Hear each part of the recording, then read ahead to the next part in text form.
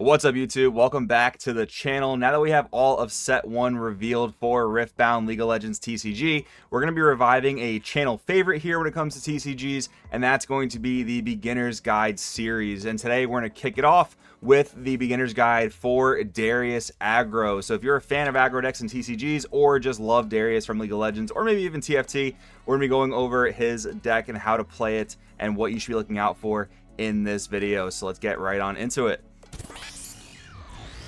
Let's of course start with our legend Darius, the Hand of Noxus. You can tap him as a reaction once you've activated Legion, and if you don't know, Legion is activated by just playing any other card that turn. So basically, once you play your first card per turn, all your Legion effects are activated. So you can do that to add 1 energy to your resource pool. So this lends to a very aggressive strategy where you want to be playing multiple cards per turn and getting value out of your leader acting as an additional energy. Now, this beginner's guide is primarily going to lean towards red builds of Darius, mostly red builds that I've been finding a lot of success with.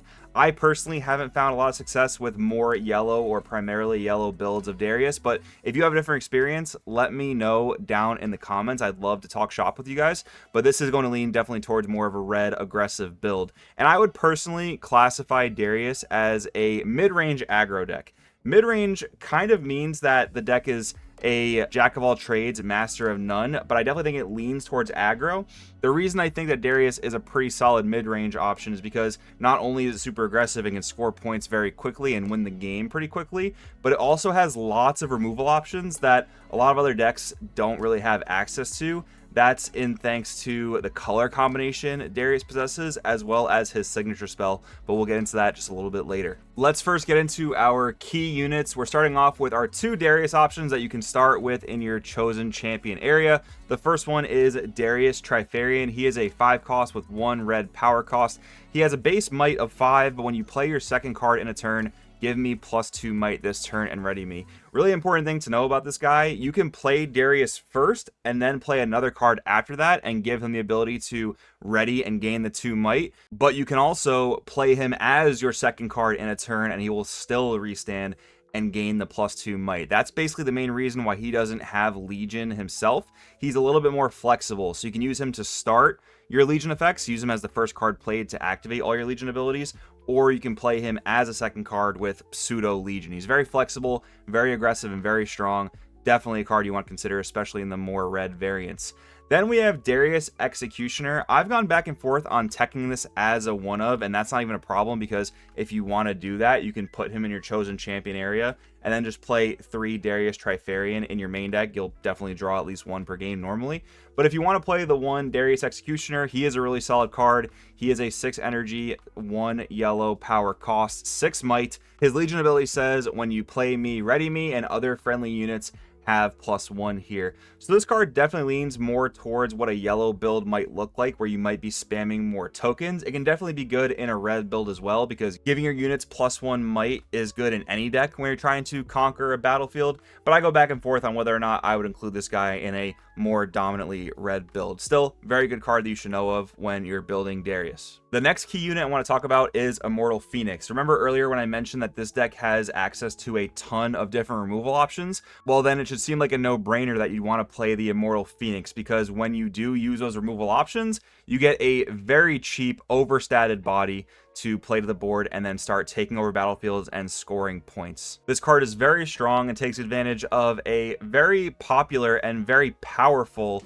theme in TCGs, which is playing cards out of your trash, graveyard, discard pile, what have you. It's a very strong effect to have access to, and again, very cheap, overstated body. Definitely don't want to ignore it. Another key card that was newly revealed is going to be Kaisa Survivor. This is just the perfect turn 2 play in a deck like this. It's perfectly aggressive. It gives you the option for Accelerate, and there's a really cool combo we'll go over later that gives you easy access to this card's Accelerate at a very low cost.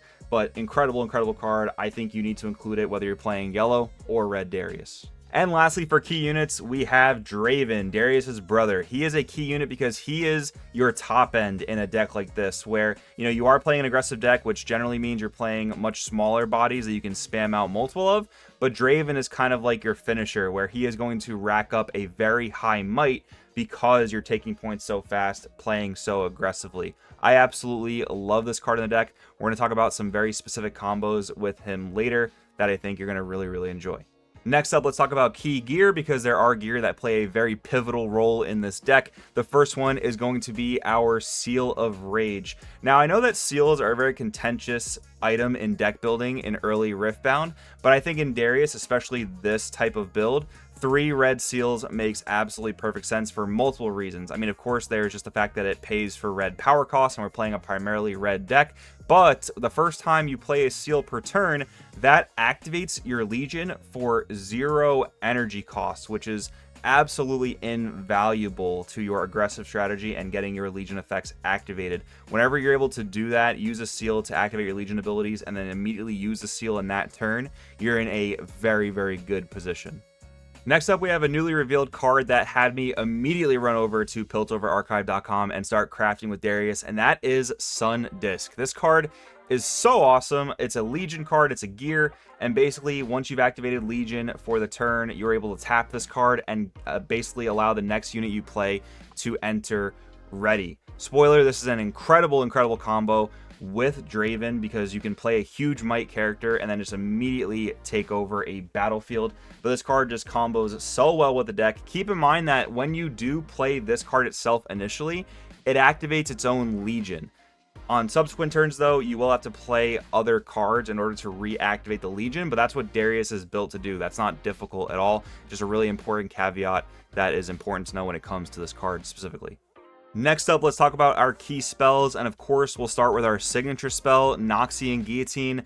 This card basically says, Legion, when you cast this card, kill a unit. The first effect doesn't come up all that much. I think I've used it once in my dozens of games of playing Darius, but it's a very good card. It's just part of that removal that a lot of other decks don't have access to. Just straight up indiscriminately kill anything, even in your opponent's base. It's super strong. And then, of course, because we are yellow, we're playing the Hidden Blade. Don't worry, though. Even though we're playing a primarily red build, you are usually going to hide this card, and that doesn't care what color rune you want to recycle. You can still, however, cast this card normally, because we do play some yellow runes in a deck like this. We'll see that in the sample build later, though. And then for another key spell, this is going to be a personal tech of mine. I don't know if the community is going to be sold on this card at large yet, but that is going to be Shakedown. I think Shakedown is a very cool card in general, but I specifically think it is incredible in Darius for the following reasons. Firstly, we're playing 3 red seals, so for where a lot of other decks, this would be a little rough on the power cost for such a low cost card. In Darius, that's not always a problem. The other thing is, with it being so low cost, it's a great card to get your Legion effects activated. I love it for that reason. And the third thing is, one reason people don't really like this card is because it gives your opponent the choice. You choose a unit, your opponent gets to choose if that unit takes 6 damage, or if you as the user get to draw 2 cards. A lot of people don't like putting that choice in their opponent's hand because the opponent will pick whatever is best for them. My philosophy with this card in Darius specifically is, I honestly hope to draw 2 most of the time, and if they choose to kill their card, I don't care either way, because I either 1-for-1 them, or I got to draw 2, and then I can probably follow up with a Noxian Guillotine anyway and kill whatever it was that I planned on killing that turn anyway. So for that reason, I think this card is actually really incredible in Darius. I've been liking it a whole lot in my testing, but if you have different thoughts, definitely let me know in the comments below. And to wrap up key cards, let's talk about battlefields. My top 4 are probably these: Arena's Greatest, Zaun Warrens, Fortified Position, and Windswept Hillock. Arena's Greatest is definitely an include in this deck. I mean, you're playing an aggressive deck, you want to get that point advantage early. Zaun Warrens, it's just good to cycle through your deck in general, but you can also discard Immortal Phoenixes to your trash in order to replay them later. For the third slot, though, I do go back and forth on Fortified Position and Windswept Helllock. They both have their pros and cons. Fortified Position is what I'm playing right now because it allows you to take over a battlefield, and then it makes it really hard for your opponent to take back control of that battlefield. So if you throw a very small, 2 might unit there, it's going to be a lot harder for them to attack into a 4 might because of the defending effect. Windswept Helllock, though, is really great. I mean, it gives you the ability to dominate multiple battlefields in one turn if you take the Helllock first, and then you're able to maybe restand your Darius Trifarian, or you held there, have your guy restand, and then go there the next turn. Very, very good stuff there. I also think two other battlefields worth mentioning out are Trifarian War Camp and Navori Fighting Pit. War Camp, of course, makes sense in an aggro deck. I mean, you're going to get a lot of value out of it in any matchup that's not Victor, because they can usually spam more cards than you can. Navori Fighting Pit, I think, is a very interesting card to look at in aggro decks, period. It's definitely underexplored right now, but the fact that you have the ability to potentially buff your aggressive units in an aggro deck does seem pretty appealing, but it might be somewhat difficult to hold the battlefields if you're only throwing low power units there. Definitely going to try it out a bit more and see how it actually works in practice versus on paper. Next up, let's talk about some key elements for how to actually play Darius. This is going to be general to aggro decks for the most part. You don't want to overcommit, and you only want to send out units to battlefields as you need to. If the battlefield's uncontested, send a 2-might guy there. Don't send your Darius Trifarian there. You have to keep in mind that battlefields are where units are most vulnerable to removal spells, to being killed by battle, lots of these types of things. So you don't want to overcommit when you can help it. Generally, things are going to be much safer in your base versus when you send them out to battlefields, so only really send out what you need to. The next tip is you really want to know when you're going for a Legion turn and when you're not. So it's very, very important to learn, and you will learn this with more repetition. You want to learn what your hand is allowing you to do in terms of, can you really play multiple cards that turn and really set up your Legion to get value out of your leader effect, or is the best thing to do is just play a Draven into your base and pass to set it up for the next turn. You're going to have to evaluate what your board looks like, what your opponent's board looks like, learn some of the matchups, try to memorize what removal and what other spells they might have access to that can mess with what you're trying to do, and then make the best play accordingly. I know that's super non-specific, overly vague advice, but it's super, super important in this game to really learn your matchups and learn what staple cards each and every color has access to. And that's especially important in an aggressive deck like this, where your units don't always have the strongest abilities and you're really trying to keep them alive and preserve the value they're generating, because generally, as the game goes on for more and more turns, your win percentage or your likeliness of winning as Darius goes lower and lower. Tangentially, you also want to understand matchups when it comes to your mulligan.